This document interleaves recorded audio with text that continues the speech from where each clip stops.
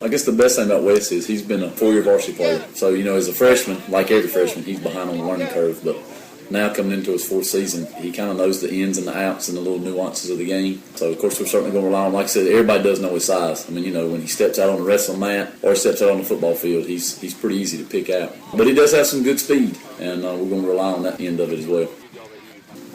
Your quarterback situation. Jesse Martin is gone, but you have a guy who is certainly capable of doing the job. He spent most of last year injured, but Colby Chilton steps in to call the plays this year. Yeah, we feel good about Colby. Like I say, he only got 4 games in last year, and he ended up suffering a broken ankle against East Surry. But he made some big plays in that game. That was our first conference game. He made some big plays, helped us win a close ball game over in Pilot Mountain. So we got a lot of confidence in him. Also, we've got a kid that was a 2-year quarterback for us on JV that will be right behind him. And right now, he's actually pushed him a little bit in practice. So we feel like, we've got 2 guys that we feel real confident running the show for us. Kenyon Martin, he was our starting JV quarterback as a freshman, and he was a phenomenal player last year at the JV level. And we really didn't have a room to pull him up because we had Jesse and we had Colby both kind of ready to begin the season. So we kept him on JV. He did get a little bit of varsity action with some mop-up duty, but he's just an explosive athlete. He's kind of a long, lanky kid. He looks physically kind of like Colby. Probably not quite as heavy, probably a little bit faster. So we're looking for big things out of him, and if he's not a quarterback, we think he's going to do some big things for us at running back. Another guy you're looking to have big things out of once again this year, Double Deuce, Jared DeMett is back. He will be back with us, yes, sir. And certainly dangerous in a lot of different ways. Sure. Jared, Jared, he's been playing varsity since he was a sophomore for us, and he was an all-conference running back last year. He starts on both sides of the ball, starts for running back for us, and also starts at a cornerback for us. He's been big in the return game for us. He's had a couple returns for touchdowns the last couple seasons. So we feel like he's a weapon back there catching the deep ball, and he also, so far this preseason, he's looked really good on the defensive side of the ball.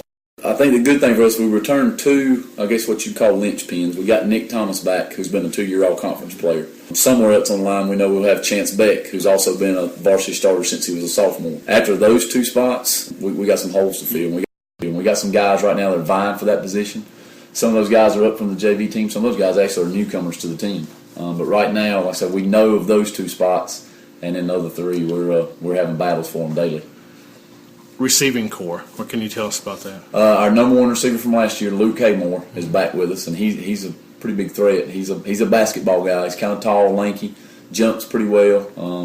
When we throw the deep ball, and if he's matched up against a corner that's not very tall, we feel pretty good that Luke's going to come down with the ball. Also, probably our second receiving threat we'll be adding this year is Alex Martin, and he's a sophomore who's actually new to split end, but he's definitely not new to the game of football.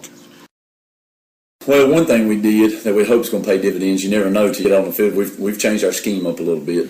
Coach Mark Snow is our defense coordinator. Last year was his first year. He ran the scheme that we've always ran because we were comfortable with it. We were kind of looking into changing, but wasn't quite ready to pull the trigger on that yet. And this off-season, we've been to a lot of clinics, done a lot of studying. Really, to be honest with you, he's put a ton of time in getting this package together. So we feel pretty good about changing our scheme, but also we've really made a commitment on personnel-wise. We're going to put the absolute best players we've got over there and try to do a better job of stopping people, and then we'll do the best we can do on offense. And I'll be honest with you, we got Wes at one outside linebacker spot. Our other outside linebacker is Caleb Mitchell. And we really feel like this defense is going to be effective because they are so athletic. Caleb's not as big as Wes, but he runs well. He's physical. He's very versatile. He can cover people. He can step up and be tough against the run. So we feel really good about those outside linebacker positions. Then our 2 safeties, we put a lot on those kids. They're in charge, of course, of coverages. Plus, they communicate a lot of things down to the linebackers. And that's Colby Chilton, which, he's already got the smarts on the offensive side of the ball, so we make him do it on defense as well. And then Alex Martin, who's a sophomore, but Alex has had a great offseason. I mean, he was really around a lot this summer. He probably knows the scheme better than anybody right now. So we got a lot of confidence in those 4 guys making big plays for us.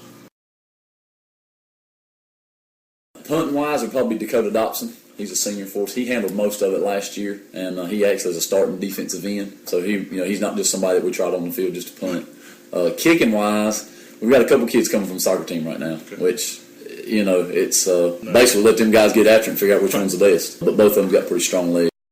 I mean, we're happy that our program is getting recognized a little bit. We thought we've come a long ways. 2 years ago, I don't think anybody would have mentioned us in that top group. But I always tell the guys the only poll that matters is the last one of the season, and I think West Stokes is a perfect example of that. When the playoffs started last year, they weren't ranked in the top 10. The notoriety is okay, but we realize it really doesn't matter. For us, it's been leadership and solidarity.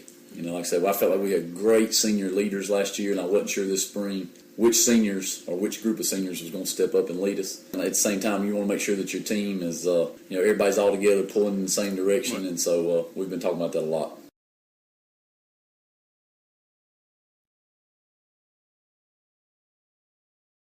Obviously, last year's success was big for us. Us finally getting over the hump, winning our first conference championship, our first sectional championship, a regional championship, and on to the state championship. It was good for the programs to see that kind of success, and we're hoping we can use that to catapult us to the staying somewhere in that neck of the. Well, Austin's leadership skills was inevitably the greatest I've ever seen on a high school football team. He was a tremendous leader. And there's no way that we're going to be able to replace his leadership. And Grayson coming in, skills-wise is very, very good. He's a good runner. He's really big and he's strong and he's got a really strong arm. But he's got some growing that he's going to have to do. In his leadership skills to get this team to back him the way that Austin did. And Austin as a junior, he wasn't a tremendous leader like he was as a senior. And so. I've informed Grayson that we're going to bring him along at a good pace. We're not going to put a lot of pressure on him. We've got a lot of skilled people around him that can help take a lot of the pressure off him. We're not going to ask him to do more than he can do. Tell us more about Cobb as far as his skill set. Well, strong. He's very big. He's 6'4", 230 pounds.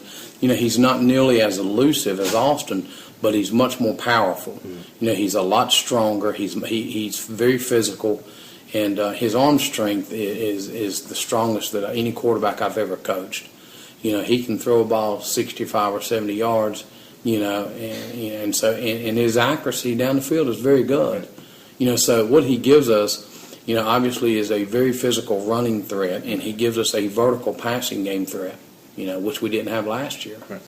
I thought Austin had a great year last year, and Austin is a really, really good football player. He doesn't look like that much of a football player. He's 5'11", 165, 70 pounds, soaking wet, but he's got just what it takes to be a football player. He's very good in the secondary. He's got a lot of sneaky meanness. He's a very elusive runner as a tailback. And we're really expecting huge things out of him this year. And, he had a great junior year, but I look for him to have a phenomenal senior year. Well, one thing is that Brock, is such a great defensive back. We felt like last year, as the year wore on, that he was our best defensive back. He comes in this year preseason ranked, all-state defensive back, and I'll be honest with you, he's the best defensive back we've ever had. And Brock is really, really talented. He's fast. We're not scared to put him against anybody in 2A. I just feel like he's that good a kid that he's going to be our lockdown corner, and he takes a tremendous amount of pride. And he's a very, very fierce competitor. We're going to spot play Brock a lot. And he's obviously a vertical threat. He's a good 4-5 kid that can vertically stretch the field. I know Grayson and him had a great connection when they were on the JV level together. When Brock was a sophomore and Grayson was a freshman, they had a lot of good connections down the field, and I hope we continue to see that. Up front a year ago, you had arguably one of the best lines in the state. How many come back from that group? Well, unfortunately, we have one starter back, and that's, it seems to be our Achilles heel early on, is developing some continuity and getting our kids on the same page. Offensive and defensive lines is what wins championships. Mm-hmm. And matter of fact, our state championship, we played good defense, good offense at times. But it was our OLDL that carried us, even though they don't get all the credit a lot, but it was those guys that carried us. We didn't really have any weak spots up front. This year, we've got a lot of holes we got to fill. And it's going to be, how good we are is going to be based on how well those guys fill in for the guys that graduated. Zach, we're going to hope this year anchors down our defense. He's probably going to be our defensive captain. He's started on varsity for his second year. He played several games as a sophomore. Zach's a very solid competitor and a good linebacker. We're expecting, and he must, play well in order for us to be good this year on defense. We're going to put a lot of this on his shoulders.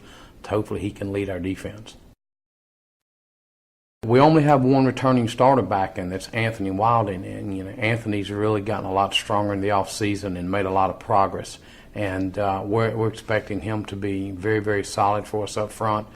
We're going to have some other kids that'll be in there playing those positions. We're going to use Dorian Johnson some at nose guard, and we've got another kid, Taylor Robertson, that's come out for football this year. And we're expecting those guys to help complement Wilding on the inside. We had another kid come out this year by the name of Tab Oakley. That is a very strong kid that I think we're going to hear a lot about as the year wears. Tyler Bennett has really had a good summer for us, and he's really grown up a lot from his junior to his senior year. And his nickname Speedy is what everybody calls him, and he's really come on great for us. He had a really good purple gold scrimmage the other night, and we were very impressed with what we saw out of him. The Cats end the year with a plus 13 turnover margin. Coach, obviously that you benefited from that. Is that one of your main points of emphasis, and what else are some of the keys that you tell your team that have to be present in order for your club to be successful? Well, we preach turnovers all the time. As I tell my kids a lot, you're going to have 6 or 7 chances on an average football game on offense. Right. If you throw 2 interceptions, then you've got 4 or 5 chances. If you turn the ball over on fumbles a couple times, now you've got 2 or 3 chances to score. And so now you're only scoring a maximum of 14 to 21 points. Mm-hmm. So turnovers is obviously a huge key for us. And we don't really try to take a lot of chances with the ball a lot. We want to do things that we feel like that we can do and do well and not make a lot of mistakes. And hopefully we play sound defense, that makes up for anything, that we don't make up for on offense. I call it the Rocky Balboa syndrome. Fortunately, we had an opportunity where everything fell our way last year. The fumbles, and we didn't have a lot of injuries, and we got home field advantage in the playoffs, and the ball just always seemed to bounce our way last year. We're very concerned, that living up to last year's team and the expectations that is put on this team is probably unfair. This is not an NFL team where you bring the same players usually back every year. And here, this team's come in ranked 3rd in the state, and in my opinion, is way, way too high. This team is not last year's team, and they don't have the same players, and it's a very different team. We're a long way from last year. I think we're going to be a decent football team when all's said and done, but we are so young and so inexperienced, and we're only starting. We have 12 seniors. Well, you have 12 seniors, and 2 of those are kickers. So we have 10 seniors on a young, inexperienced football team. Then sometimes the expectations, let me put it this way. If it was any other year and we had this team coming back, these expectations wouldn't be put on this team. I'm trying to keep our group of kids level-headed and understanding that this isn't last year, and we can't live off of that and ride through that success. So there is the Northwest Conference, a group that should be pretty evenly matched. We hope you enjoyed the preview. Be sure to check out the preseason poll as well as the offensive and defensive player of the year picks on the Northwest Conference page.